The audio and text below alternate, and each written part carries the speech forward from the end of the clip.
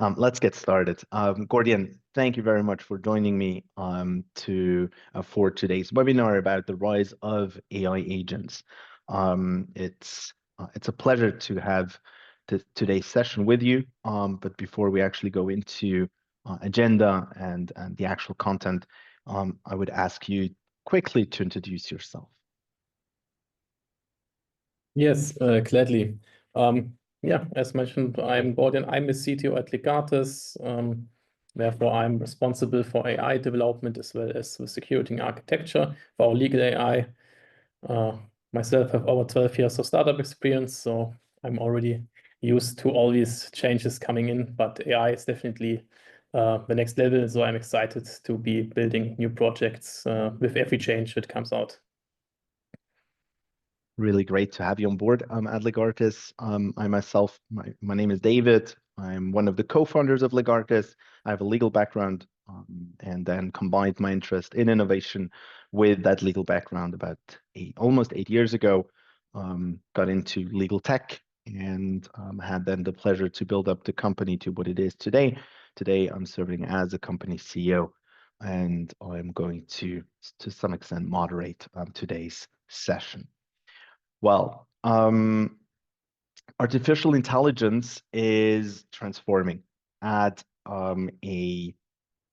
transforming the legal sector and the legal industry at a incredible pace, bringing efficiency and innovation to contract analysis, legal research, and just in general workflow automation. In this session, we will explore the latest trends, real-world applications, and the development of AI agents, specifically in legal practice. Just to mention it again, we encourage you to stay engaged, ask questions. Please use the Q&A function within Zoom just to actually ask all your questions. We'll try to respond to those during the main part of the webinar or the very latest at the very end of today's session. With regards to today's agenda, we'll actually start with the AI evolution.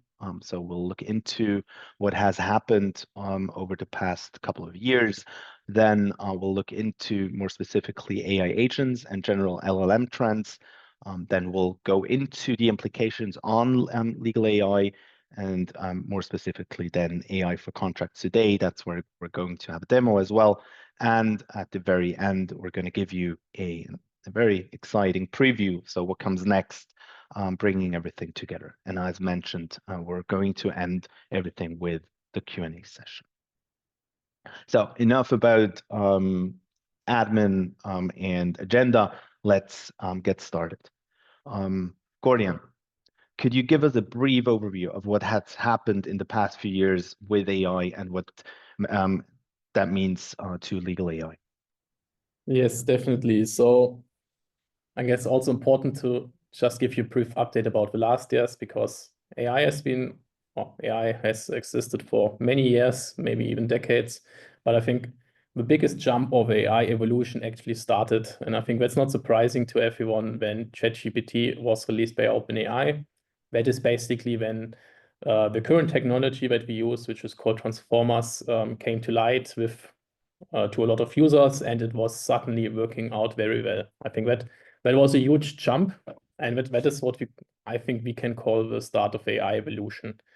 And that was actually, I had to look it up again, but that was at the end of 2022. I feel like it has been much longer, but it's not that long ago, actually.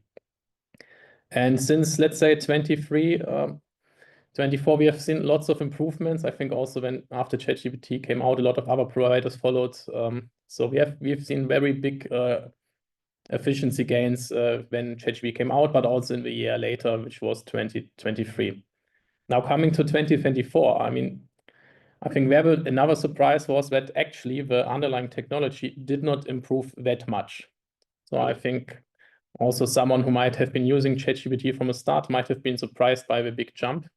But I think the average user did not probably see a huge increase. The models did definitely get better, but I think now we did not see like another huge jump as the first jump. I think that's an important thing to notice during 2024. But there have been lots of changes that the user might not have seen when just using ChatGPT, for example.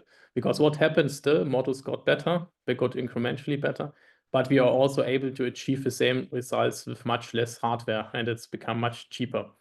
So there's, of course, a big fight going on with all the model providers, but basically we are getting much better results with much less input. I think that has been a change. And also, the current technology that we're seeing is getting much better used by providers. So providers such as us at Legartis, but also other AI or AI providers that use AI offering, they are able to use existing models at much better efficiency, because we're still not 100%, we're still not getting 100% out of the existing models. Actually, it takes time to get used to the models. We don't know how much we can use of them. So even from the models itself are only getting better in increments, we are seeing basically much better output just by providers being able to use them way better. And what we're also seeing is now also for data privacy reason, which is a nice trend. It's not big on the quality side, but it's getting more and more viable to also host your own models, which of course is a good thing for very privacy sensitive data. And that's for 2024. I think we'll get into that later a little bit more, but for 2025, I have a good feeling that we will see again a big jump, but not because of the underlying technology, but because we have found new techniques to use them in a much more efficient way.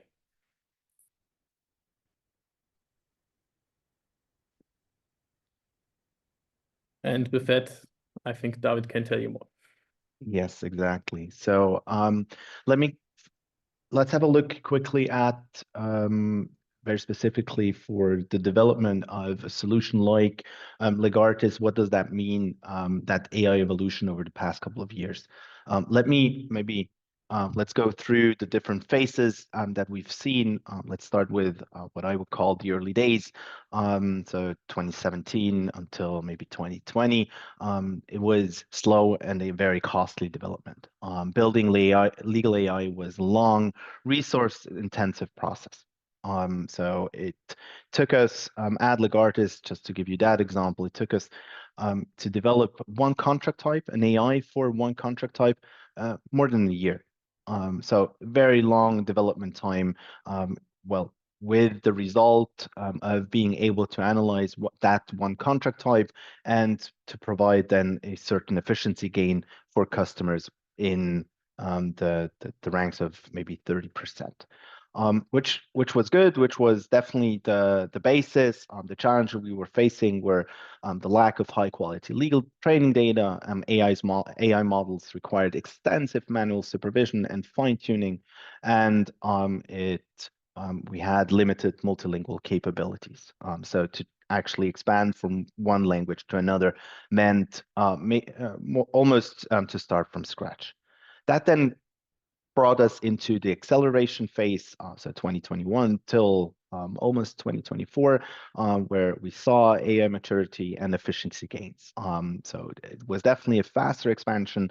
We got from one contract type to multiple ones. Scaling to new ones became just a lot easier. And the trend was definitely hybrid AI and human workflows, so AI assisted, but not AI replacing, still legal professionals in the driver's seat. And now in 2024, and especially now in 2025, we'll definitely see scaling at an unprecedented speed. So that means AI is no longer just reviewing contracts, it's negotiating, it's summarizing, it's suggesting revisions. We see a massive scale up, expanding from one or from multiple jurisdictions to across multiple jurisdictions. We see the development of new languages becoming a lot easier, and as well, the onboarding of new contract types becomes very, very easy with little effort to put in. So it's that acceleration of that development. That's what's happening as we speak. Looking at 2025, we'd like to dive into the specific topic of AI agents and those general trends around LLMs. Gordian, What will happen in 2025? Could you introduce our audience to the age of AI agents and give an overview of further LLM trends they should be aware of? Yes, I will actually start again with what I've said before. So basically, I think the underlying technology, the large language models, I think in 2025, we're not going to see huge jumps there. I think the underlying technology will also only have incremental changes. But the big but is the AI agents. And with AI agents, I think we're going to see a big trend, and it's already starting in 2025, where we can get out much, much more with existing technology already. And that will give us, also as David showed before, huge jumps in what we can do, but also, of course, what others can do with AI agents. So let me quickly explain what an AI agent is. So compared to a model, which if you just chat with it, is basically just training, it just has training data as access, which is cut off at a certain date and only user questions. That is the standard way of doing things. An agent has much more access to different tools and knowledge. So, for example, usually an agent has a certain task or goal set. I think this is already what differentiates it. So basically, for example, an agent could be something like a support agent. It could be a travel planner, but it could also be maybe like a legal assistant in drafting policies and so on.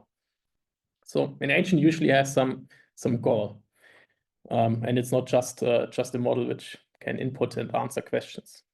And to reach a certain goal, and I think this is what already makes or brings AI to a next level, is that an agent has access to certain tools. I think this might be also known to many users, and because it's also might be implemented in ChatGPT and so on. But an agent can now call an API. It can maybe has access to your emails.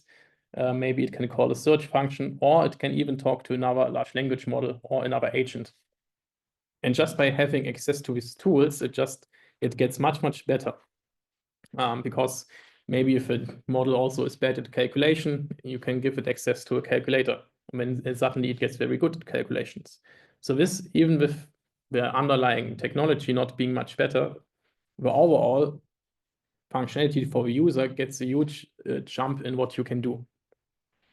In addition, I think that might also be known to a lot of users. What is of course helpful is long-term memory, not just training data, but an agent usually also has something like its own database where maybe user information is stored, maybe other information such as the travel agent might store past traveling experience by users to access it, and other information which might help also, of course, with its task.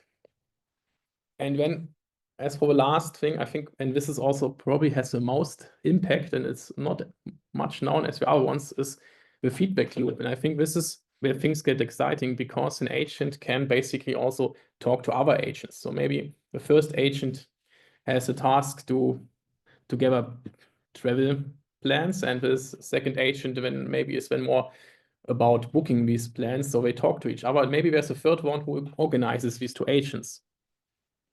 And then you could also have an agent that trains other agents, so the thing becomes more self-sufficient and a little bit more clever.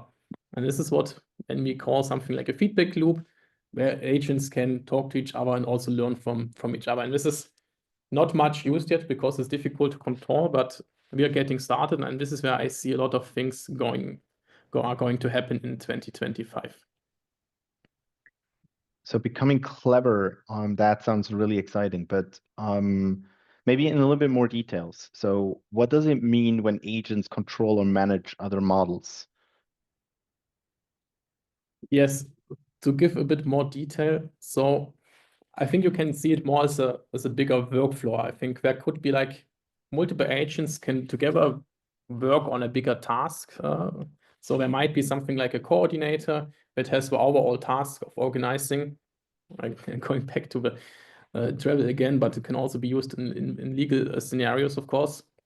But there could be one agent basically that has the overarching goal to achieve something, and that agent controls other agents to do their task. And that's a big thing, of course, in AI is that there's lots of hallucinations and so on. So you want also some agent to control the input and output between the agents. And for that, you basically need to be able to build a bigger vision, a bigger workflow system where everything comes together. And I think we're also going to show some legal use cases on that later. I think where we can also go much more in depth. And I think what this means basically for the user, it's not that agents, and I think also, I don't think agents will be able to do everything on their own in 2025. I think that's not what we should promise right now. I think also that's not realistic. I think agents will still be an assistant to a human, so a human loop will still be important. But for the user, it means there will be less prompting. I think right now we're still at the age where a user, to get better results, you have to do lots of prompts. Maybe you have to prompt a few times to get a better result. And this is where an agent can help. I think there will still be interaction with the user and a machine model or an agent, but the user will have to be less advanced in prompting. I think this will make also AI more available to more people who are not specialized in prompting. Besides agents, I think. All right. Yeah. We don't want to talk about agents only. There's also other trends, and I think two trends are also, of course, the model availability, especially with heavy dependency on US models. So still big, and also data privacy. It will be important that providers and users are also able to use different models for agents, and still that's the most important thing to power them. And another one is obviously the source verification. Hallucination is still a big topic, and with models talking to each other, it becomes more and more important, because you don't want an endless loop of models which are hallucinating, talking to each other. This is, of course, where it becomes dangerous or maybe just useless, depending on the use case. So that will also be more and more important going on.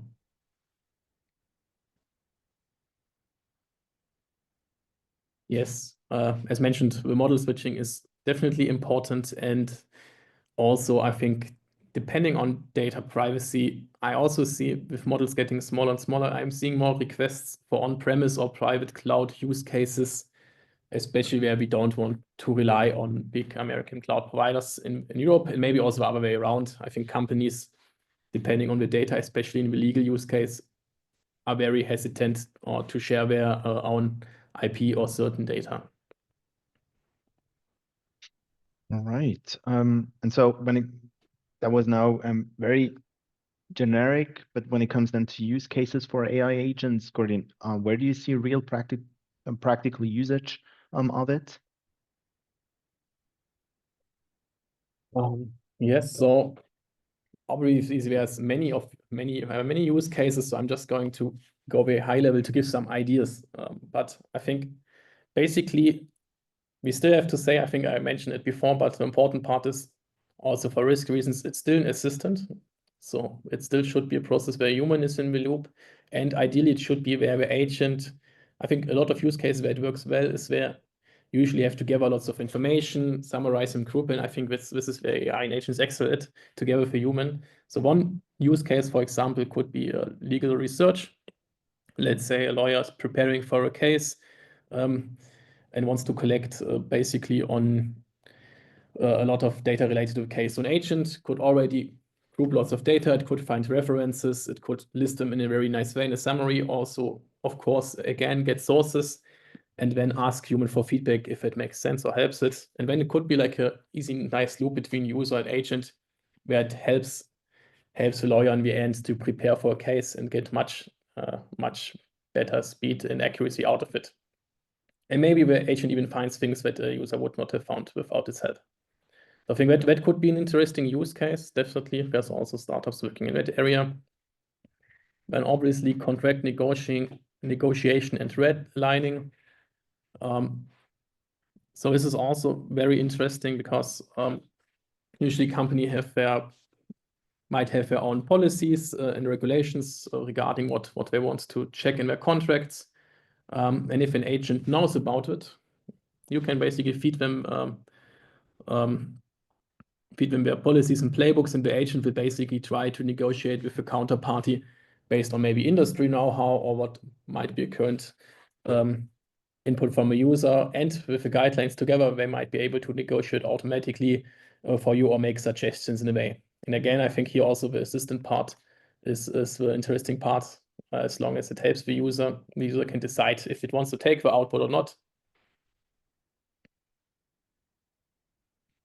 And another part, and I think this is also a good sample where basically agents can work together, is risk assessment and maybe a contract lifecycle management. You could basically have one agent that is responsible for negotiation and redlining, but you could have another agent basically that checks for regulatory changes and also makes suggestions to the user. So imagine there's a regulatory change, when agent knows about the company guidelines, and when it makes the suggestion to the legal user in the company in the legal department. It could be one agent, so then maybe it would prompt you to update your legal policies requirements.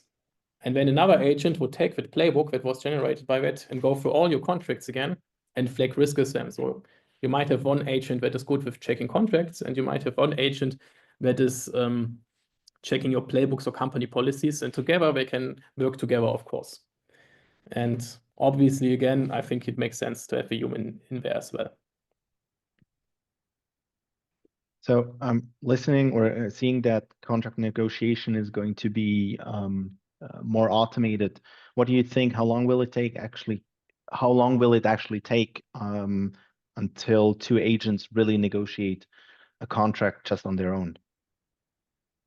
So this is very hard to say, I think, because I think we still don't know how big the jump will be in 2025. I think it will be big, but I think it will still be on assistant level. So definitely, I would say not this year, but I could see it happen maybe in 3 to 5 years. But it's very hard to predict. Sometimes AI makes huge jumps in 1 year and then it stays more flat. But what I think we can promise as people who build AI is I think we can definitely support the user, and they should gain a lot of efficiency during negotiation. You mentioned, and it's quite obvious when talking about AI, one needs to talk about data privacy as well. So the question how to mitigate such data risk when choosing an AI provider is definitely a key one. Is there like a way to define data guidelines or what needs actually to be protected, or just in general, how do you choose a provider carefully to actually mitigate your own risks? Can you elaborate on that a bit?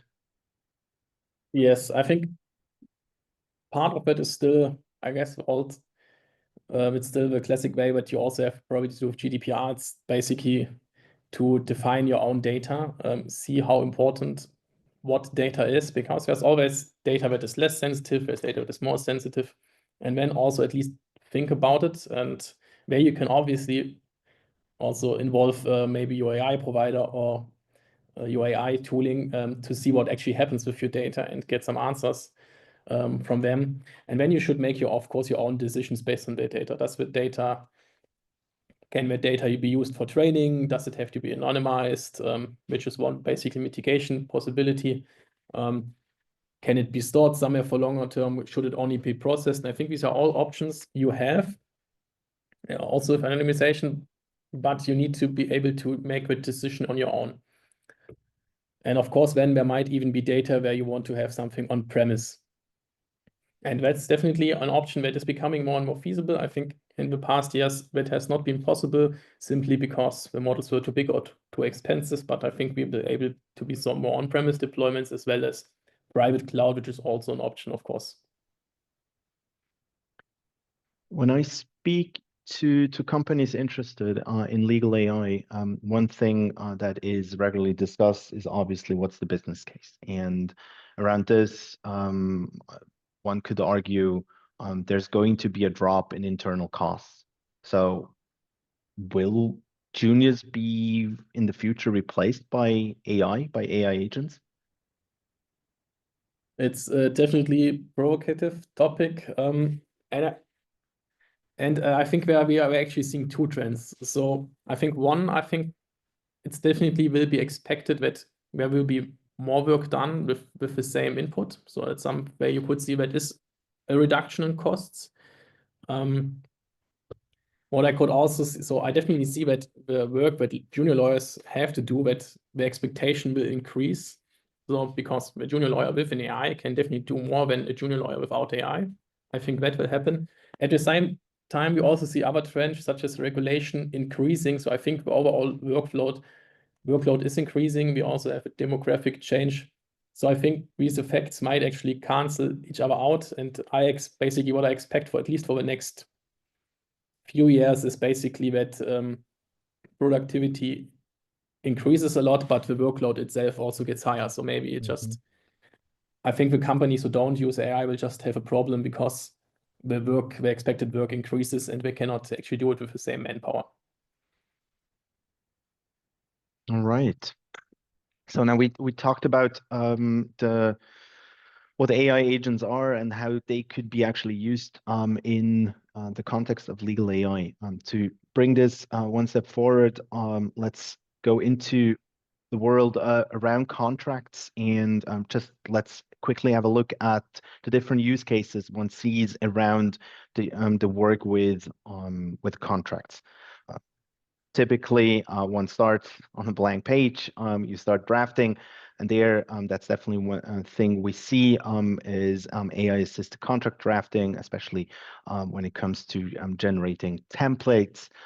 So creating a template based on certain instructions, that's how what one can see, what's developed, what's offered nowadays on the market.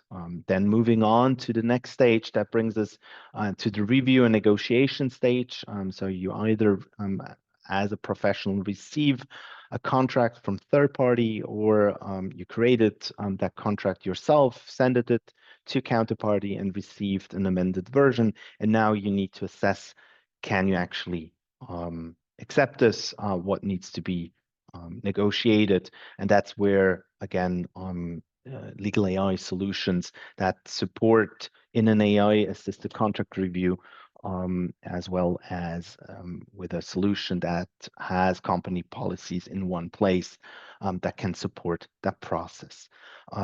Then moving on to the approval, that's where workflows come in. That's where solutions can definitely assist in that process, who needs to approve, what needs to be taken into account, and on top of that, to have a certain audit trail in place. The very last, that's not very AI, that's definitely not AI assisted, but it's tech that is already out there. That then brings us to the signature stage. That's where we know all the big names around e-signature. Nothing to do with artificial intelligence, but already a lot of solutions out there. And then once a contract is signed, that brings us again to a full spectrum of various use cases where one analyzes already signed contracts. It could be in the context of contract management, so you simply want to understand what do you have in your contracts. It could be in the context of compliance-related projects, as mentioned by Gordian. Compliance becomes definitely more important, and so the need to actually be able to analyze a large collection of documents to answer certain questions in such a project becomes more important. And the last one is a traditional one, is in the M&A context, so conducting a due diligence. And for all that, there are solutions out there that support in the recurring as well as the ad hoc AI reporting, that support in that analysis process, and as well in the generation of certain reports. Very well. With that, we want to leave the theory or all the information behind it, and and dive into a very concrete example around contract analysis, and show you a bit what Legartis can do today, and we'll give you as well a glimpse into the technological side of that solution, as well as then a glimpse into the future. With that, I'm going to switch into Legartis. And what we'll show you are two use cases. The first one is around contract review. So I received a contract that hasn't been signed just yet, and I need to review that. We'll look into first Microsoft Word, because that's one of the user interfaces Legartis is offering a solution in. With that, I'm opening my add-in. And in the first step, I'm being asked what kind of contract this is, selecting general terms and conditions. For this case, I continue, and I select now in the second step a playbook. So basically, negotiation rules or company policies I want to apply for that review. And I start now the analysis. And what happens now is the AI conducts a text analysis, starting with the language, going through every single sentence, classifying it based on its respective legal meaning, and then looking into the actual sentence and searching for further information. Comparing that whole text analysis result then with my company playbook or my contract playbook, and then delivering a result after a couple of seconds telling me there is one unacceptable clause. There are two clauses that need to be corrected, and the rest has been auto-approved because it is in line with my company policies. I now mentioned a couple of times what company that I'm working with company policies. Before we go or continue here in the review, let me quickly switch into the other user interface, our platform, and there I want to show you what such a playbook looks like. As you can see, I have different contract types here. This is just a selection, and I have per contract type, I have even multiple playbooks. So I'm quite flexible to work within Legartis. What I'm going to look at now is the playbook here. You can see, to start with, a long list of legal topics. That's what Legartis or Legartis AI actually offers out of the box. So this is AI that has been pre-trained, pre-tested, and can be really used from day one. We'll look at two examples. The very first one is contractual penalty. A classic. So you see here basically the structure. We can see that there is a definition. So the solution tells me what this is. Then it asks me in the first step, so is this an acceptable or an unacceptable clause? Basically, by answering it should be deleted, I tell the system it is an unacceptable clause. If I were to switch it to no, you can see that step 2 to 5 are being activated. Gonna leave that at yes and continue with a second example. That brings me to another classic, jurisdiction court. We can see now here under jurisdiction court, while there is in step 1, I say it's an acceptable clause because it shouldn't be deleted. In step 2, I'm answering the question, so if it's not in the contract just yet, should it be inserted? In this case, I answer with yes, so it's not just an optional topic, but a required one. In step 3, that's then where the analysis in more depth comes in. For the example of jurisdiction court, this is could be geospatial information I can define here. I can define here countries. I could define as well a region, or I can say I just want to be very specific and define a certain city. So as you can see, one can be as specific as one wishes to be.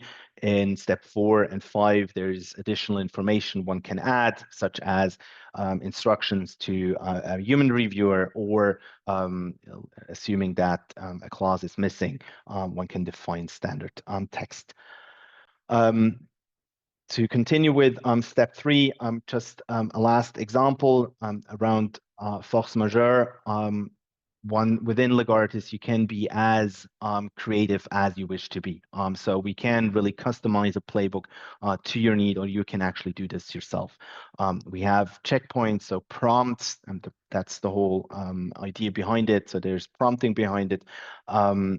that have been already tested on large collections of documents, so-called test sets, and one can as well customize this to your own needs. I have 2 examples here brought with me. So for force majeure, I defined that it has to include not only natural disasters, but as well alien invasions. So to summarize, setting up a playbook is very essential. It's a crucial part of the onboarding, but at the same time, this is something you do once, and then you basically can work with it along as you go. And creating the playbook is something we do at Legartis for our customers. So there's very little work on your end. The only thing we need to actually receive from you is your instructions. So what do you accept and what you don't? What does that mean for the remaining part of the review or the actual review? So I'm switching back to the general terms and conditions I want to review. And I'm starting my review here. Legartis has been built for 2 user groups, non-legal professionals as well as legal professionals. You can you can work on a task-based approach. You can see that here. So to give you one example, we defined contractual penalty as unacceptable. Clause was found. We have here the definition, what is a contractual penalty, and I can simply delete this because it's not in line with my company policies. I'll show you first the legal analytics part.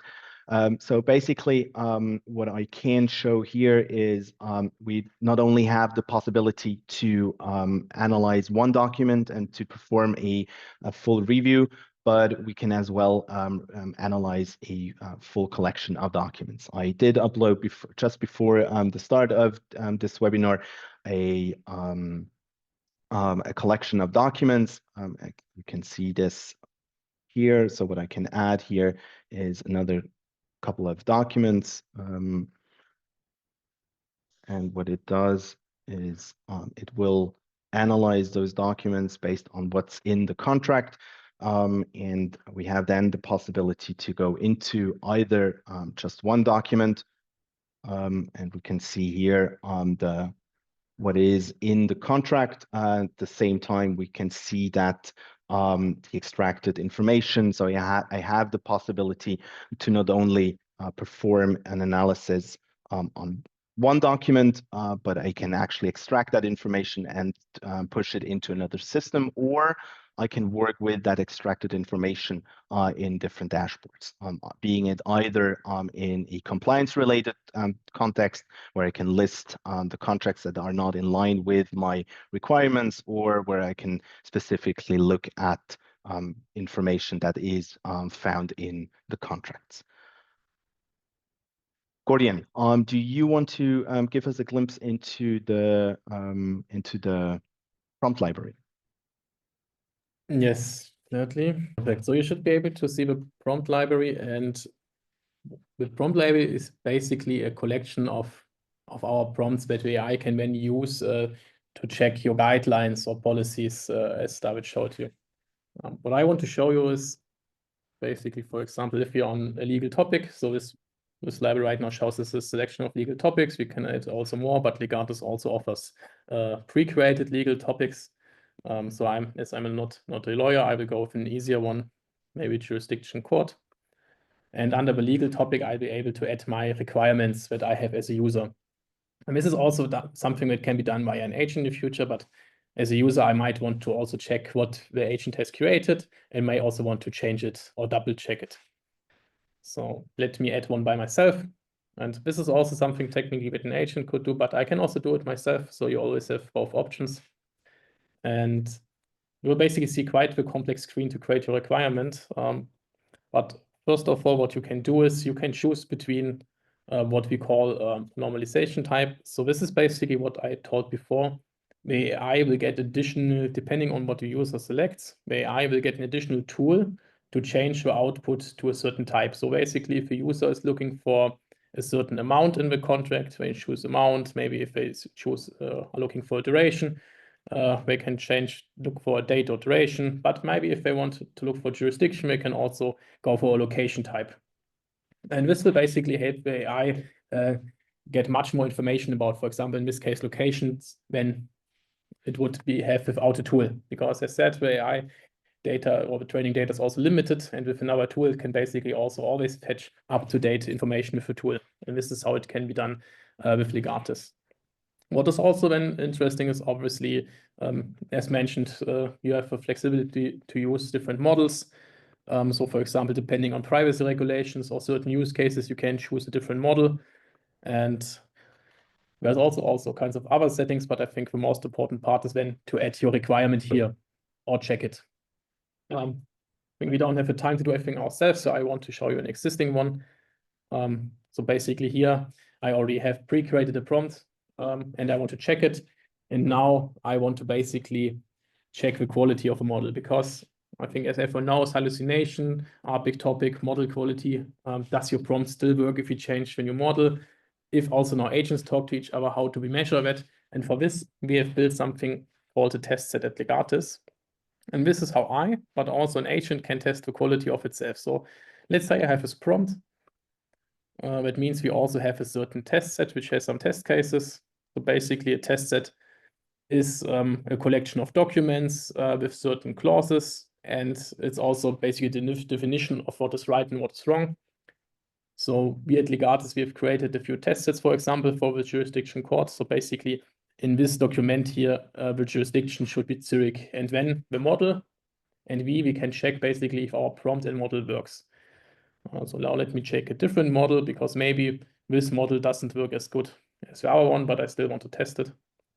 So I can select a few test cases here.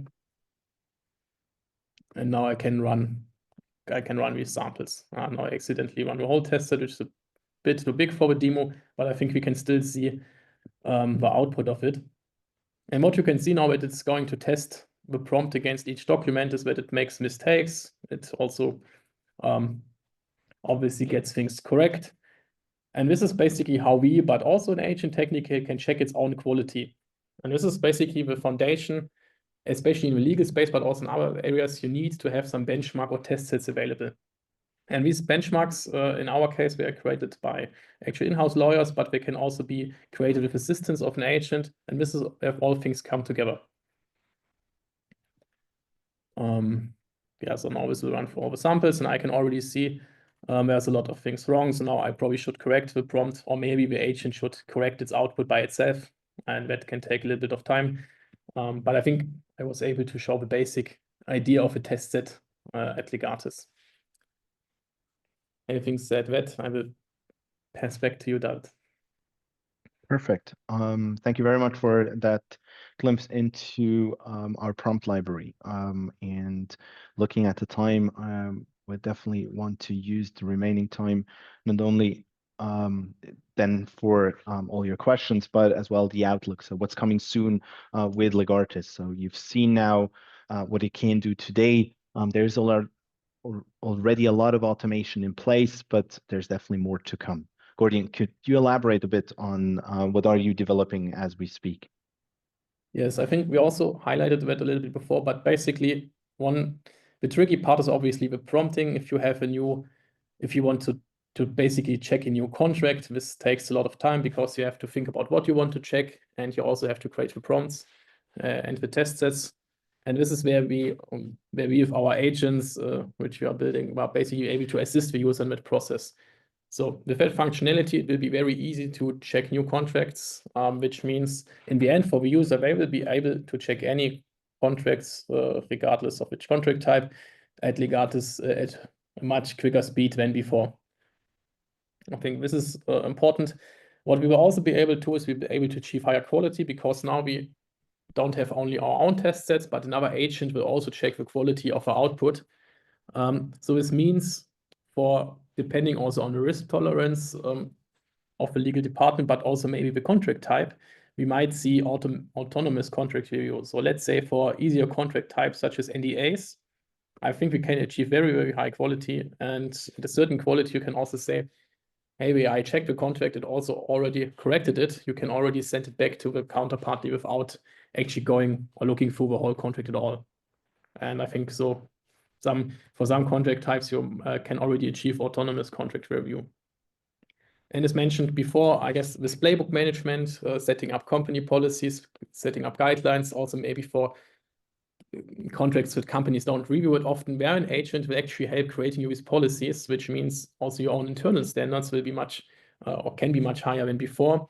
And the same thing also goes for existing company policies and playbooks, of course, since regulatory things changes, maybe industry standards changes, maybe you're not able to enforce some of your policies or you're not able to negotiate them anymore. When the AI agent will notice that and make suggestions for you so that your playbook will always be up to date.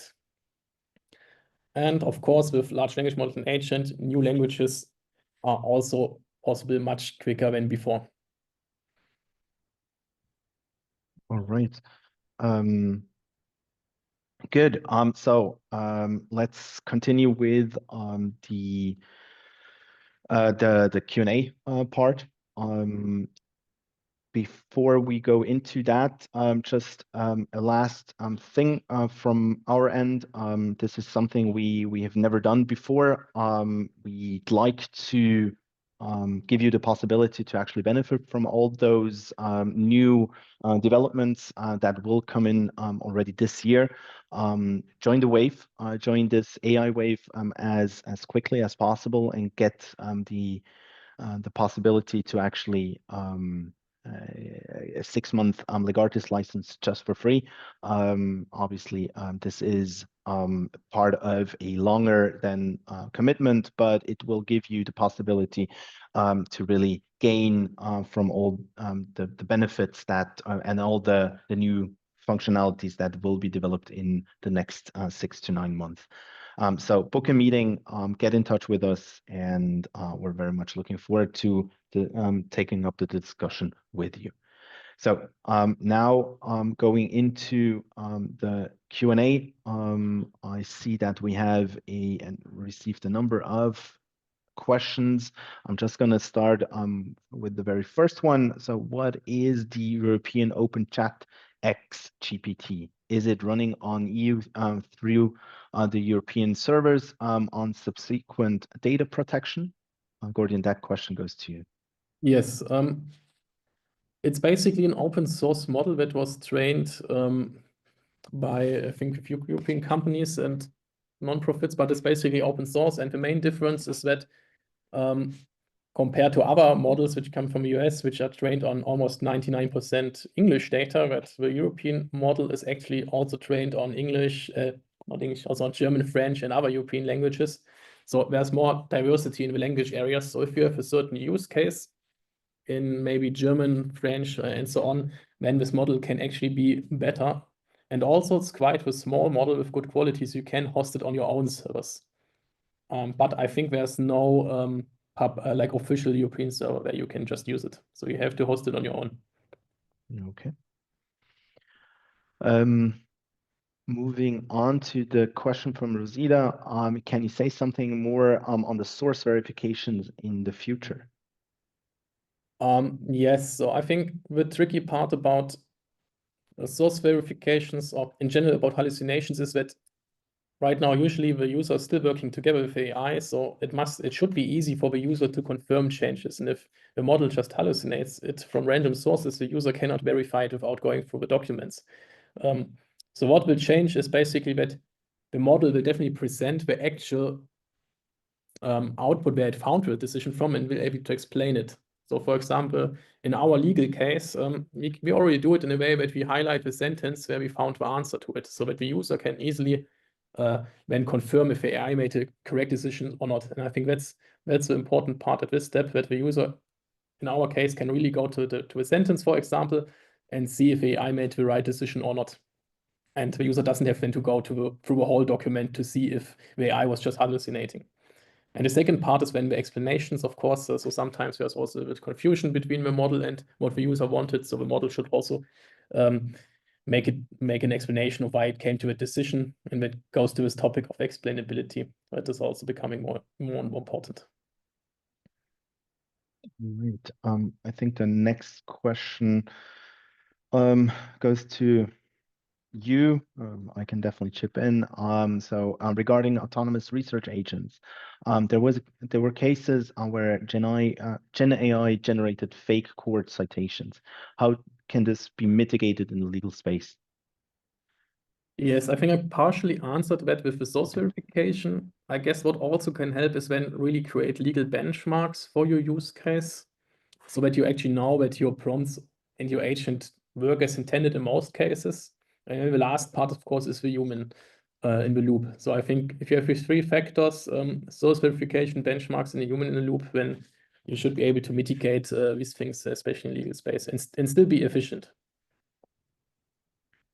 Then the next question, how will junior lawyers gain work experience if their work is done by AI? Let me answer that. I think it's a big question that not only universities, but law firms and legal departments actually need to tackle now. There are very few universities in Europe that deal with those questions around the use of legal tech, legal AI. It will definitely have an effect on how juniors will gain not only work experience, but just in general legal experience. This is definitely something one needs to build up. There are ways of training juniors on with the use of AI. So basically the combination, but it's definitely one thing that hasn't been just solved just yet. Very interesting topic that will accompany us in the next couple of years. Then going into the next question, will AI agents become so good that they could replace certain lawyers entirely? I think we did tackle that question. So for certain tasks, especially repetitive tasks, yes, this could be the case, or this will actually be the case.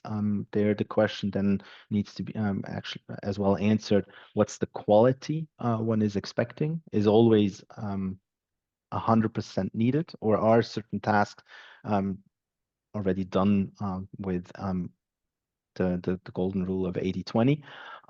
That's definitely one thing, but for repetitive tasks such as the review of simpler contracts or the generation of certain contracts or the analysis of large collections of documents, this is definitely something that where we will see a certain replacement. Do you see that differently, Gordian? No, I think actually nothing to add there. I think the tasks Okay. the lawyer do are so big and in terms of complexity as well. I think, as you said, the easy tasks will probably be the easy and repetitive tasks will be replaced. So if someone only is working on these, then it might probably influence the job. Then the next question is, in order to have a valid AI-assisted contract review, what do you understand by company policies? How should this document be structured? How should it contain certain clear contractual requirements? This is a very good question. So what we see or observe is that basically the rules that are being applied when conducting a contract review, a lot of organizations don't have that in writing. It's in the heads of the different legal professionals that work on contract review. What we see coming from the Anglo-Saxon markets is that companies build up certain playbooks. So they define certain checklists with what is acceptable, what's unacceptable, what's optional, or what's required in a contract. They define certain criterias. To give you an easy example, so we do accept only jurisdiction courts in Switzerland, Germany, and Austria. As to we don't accept definitely any jurisdiction courts in Asia. This could be something that's part of that checklist. Do we need this? If you want to start with Legartis, do we need this in place? To some extent, yes. For certain contract types, we do have so-called best practice playbooks. So that's definitely a way to get started quite easily.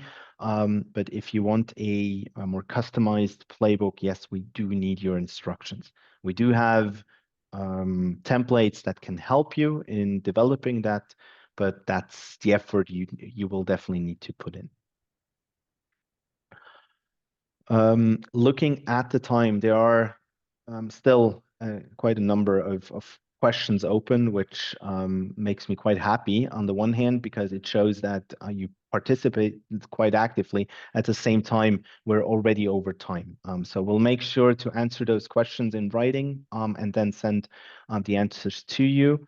For now, I'd like to thank you all for participating, for joining us at today's webinar. Thank you very much to you, Gordian, for today's discussion. If you want to learn more about Legartis, want to actually have a discussion with us, please reach out to us. You have our QR code here, our email address, and if you want to get started with Legartis, book a meeting. Thank you very much.